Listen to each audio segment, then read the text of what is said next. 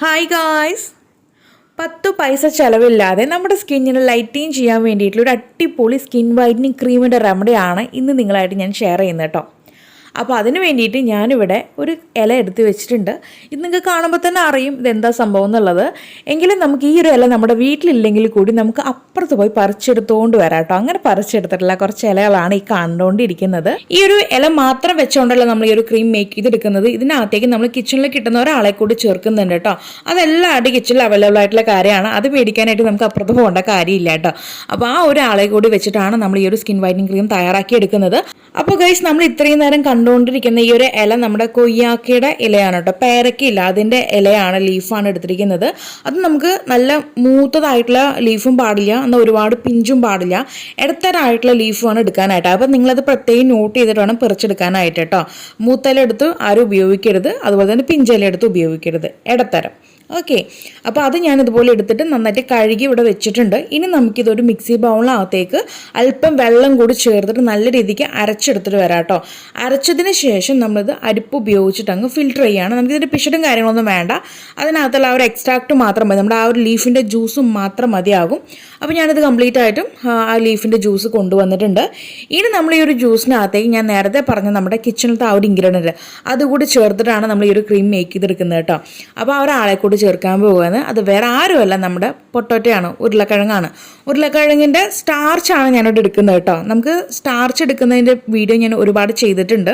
അപ്പോൾ പ്രത്യേകിച്ച് ഇവിടെ ഞാൻ എടുത്തിട്ട് കാണിച്ച് ടൈം കളയുന്നില്ല.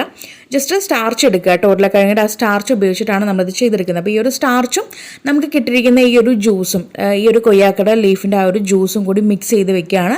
ഞാൻ ഫുള്ളായിട്ട് ചേർക്കുന്നില്ല കേട്ടോ. ജ്യൂസും ഞാൻ കുറച്ചങ്ങ് മാറ്റി വെക്കുന്നത്, നമുക്ക് ജസ്റ്റ് ഒന്ന് സ്പ്രേ പോലെ ടോണറായിട്ടൊക്കെ ഉപയോഗിക്കാൻ പറ്റും. അതുപോലെ തന്നെ നമുക്കിതിനകത്തേക്ക് അല്പം കൂടി വെള്ളം ഒഴിച്ചിട്ട് കട്ടൻ കാപ്പി നമ്മൾ കുടിക്കില്ലേ, അതുപോലെ പഞ്ചസാര ഇടാതെ നമുക്ക് രാത്രി സമയത്ത് ഇത് കുടിക്കാം. നല്ലതാണ് കേട്ടോ, നന്നായിട്ട് ഓർക്കം കിട്ടും. അപ്പോൾ അതിന് വേണ്ടി ഞാൻ കുറച്ച് മാറ്റി വെക്കുന്നുണ്ട്. കുറച്ച് ടോണറിനും കുറച്ച് കാപ്പി ഉണ്ടാക്കി കുടിക്കാൻ വേണ്ടി ഞാൻ മാറ്റി വെക്കുന്നുണ്ട്. അപ്പോൾ ബാക്കിയുള്ളത് ഉപയോഗിച്ചിട്ടാണ് ഞാൻ ഈ ഒരു ക്രീം മേക്ക് ചെയ്തെടുക്കുന്നത്. ഓക്കെ, അപ്പോൾ ഗൈസ്, ഞാൻ ഈ ഒരു കൂട്ട് ഗ്യാസ് ഓൺ ചെയ്തിട്ട് ഏറ്റവും ലോ ഫ്ലെയിമിലിട്ട് പാത്രം ഒന്ന് ചൂടായി കിട്ടിയാൽ മതി. ബാക്കി നമ്മുടെ ഈ രണ്ട് കൂട്ടും പെട്ടെന്ന് തന്നെ നമുക്കിത് ഇതുപോലെ കാണുന്ന രീതിക്ക് നല്ല ആ ഒരു തിക്കായിട്ടുള്ള ആ ഒരു ക്രീം കൺസിസ്റ്റൻസിയിൽ വരുന്നുണ്ട്. അപ്പോൾ പാത്രം ഒന്ന് ചൂടായി കിട്ടിയാൽ മാത്രം മതി. എന്നിട്ട് പെട്ടെന്ന് നിങ്ങൾ ഗ്യാസ് ഓഫ് ചെയ്തിട്ടുള്ളൂ കേട്ടോ.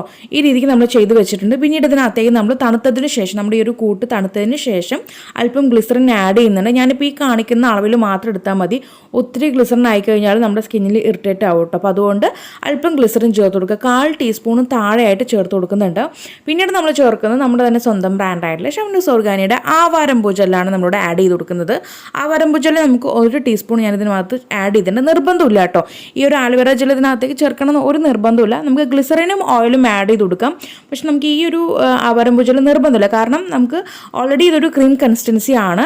എങ്കിലും നമുക്ക് കുറച്ച് നല്ലൊരു ടെക്സ്ചർ കിട്ടാൻ വേണ്ടിയിട്ടാണ് ഞാൻ ഈ ഒരു ആവാരംപൂട് ജെല്ല് ചേർത്ത് കൊടുക്കുന്നത് കേട്ടോ. അപ്പോൾ അതുകൊണ്ട് ഇതൊരു ഓപ്ഷനിലാണ്, വേണമെങ്കിൽ ചേർക്കാം, ഇല്ലെങ്കിൽ നോ പ്രോബ്ലം. ഓക്കെ, അപ്പോൾ അതും കൂടി എല്ലാം കൂടി ചേർത്ത് മിക്സ് ചെയ്തിട്ടുണ്ട്. അപ്പോൾ നമ്മുടെ ആലുവേറയുടെ ആ ഒരു ജെല്ലും അതുപോലെ തന്നെ ഗ്ലിസറിന്, പിന്നെ നമ്മുടെ പൊട്ടോറ്റോയുടെ സ്റ്റാർച്ച്, കൊയ്യാക്കയുടെ ലീഫും, ഈ ഒരു 4 കൂട്ടും കൂടി ചേർത്ത് നമ്മൾ ഉണ്ടാക്കിയിട്ടുള്ള ക്രീമാണ് ഈ ഒരു കാണുന്ന ക്രീം. ഇത് നമുക്ക് രാത്രിയോ അല്ലെങ്കിൽ പകൽ സമയങ്ങളിലോ ഇത് ഫേസിൽ അപ്ലൈ ചെയ്തിട്ട് നിങ്ങൾക്ക് കഴുകി കളയാൻ താല്പര്യം ഉണ്ടെന്നുണ്ടെങ്കിൽ മാക്സിമം ഇത് 1-2 മണിക്കൂർ ഫേസിൽ വെച്ചിരിക്കാനായിട്ട് നോക്കുക. നല്ല തിക്കായിട്ട് അപ്ലൈ ചെയ്യുക കേട്ടോ. എന്നിട്ട് നിങ്ങൾക്ക് ഡ്രൈ ആവുമെന്ന് തോന്നുമ്പോൾ നിങ്ങൾക്ക് അത് വാഷ് ചെയ്ത് കളയാം. അതല്ല നിങ്ങൾക്ക് ഇത് ലീവ് ചെയ്യാനാണ് താല്പര്യമെങ്കിൽ രാത്രി കിടക്കുന്നതിൻ്റെ കുറച്ച് മുന്നായിട്ട് നമുക്കിത് അപ്ലൈ ചെയ്തിട്ട് ഡ്രൈ ചെയ്ത ശേഷം നമുക്ക് പോയി കിടന്നുറങ്ങാം. പിറ്റേന്ന് രാവിലെ കഴുകിച്ചാൽ മതി കേട്ടോ. അപ്പോൾ ഈ രീതിക്ക് നിങ്ങൾ ചെയ്ത് വരാണെന്നുണ്ടെങ്കിൽ തീർച്ചയായിട്ടും നിങ്ങളുടെ ഫേസിൽ ഉണ്ടാവുന്ന പിമ്പിൾസ് മാർക്സ് ഇങ്ങനെയുള്ള കാര്യങ്ങളൊക്കെ നല്ല രീതിക്ക് ഫെയ്ഡ് ഔട്ട് ആവും. മാത്രമല്ല നമ്മളിതിനകത്ത് ഉരുളക്കിഴങ്ങ് കൂടി ചേർത്തുകൊണ്ട് നമ്മുടെ സ്കിന്നിനെ നല്ല രീതിക്ക് ബ്ലീച്ച് ചെയ്യും കേട്ടോ. അപ്പോൾ ഇതെല്ലാം കൂടി നമുക്ക് ആ ഒരു സ്കിന്നിലത്തെ പാടും മുഖക്കുരൊക്കെ പോകുമ്പോൾ തന്നെ നമ്മുടെ സ്കിന്ന് നല്ല രീതിക്ക് ക്ലിയർ ആയിട്ടുണ്ടാവും. കൂടുതൽ നമുക്ക് ഈ ഒരു ഉരുളക്കിഴങ്ങിൻ്റെ ആ ഒരു ബ്ലീച്ചിങ് എഫക്റ്റ് കൂടി ആകുമ്പോൾ നമ്മുടെ സ്കിന്നിലത്തെ ആ ഒരു ഗ്ലോയും അതുപോലെ തന്നെ നമ്മുടെ സ്കിൻ ടോണും നല്ല രീതിക്ക് ഇൻക്രീസ് ചെയ്ത് വരുന്നതായിട്ട് നിങ്ങൾക്ക് കാണാൻ പറ്റും. നമുക്കിത് ഫ്രിഡ്ജിനകത്ത് സ്റ്റോർ ചെയ്ത് വെക്കണം. പുറത്ത് വെച്ചിട്ടുണ്ടെങ്കിൽ ചീത്തയായി പോകും. ഒരു 5 to 7 days വരെ നമുക്കിത് ഫ്രിഡ്ജിൽ സ്റ്റോർ ചെയ്യാം കേട്ടോ. അപ്പോൾ എല്ലാവരും ട്രൈ ചെയ്ത് നോക്കിയിട്ട് നിങ്ങളുടെ ഫീഡ്ബാക്ക് അറിയിക്കാൻ മറക്കരുത്. അപ്പോൾ ഇനി ഒരു പുതിയ വെറൈറ്റി വീഡിയോ വരുന്നവരേക്കും tata bye bye from Shamna.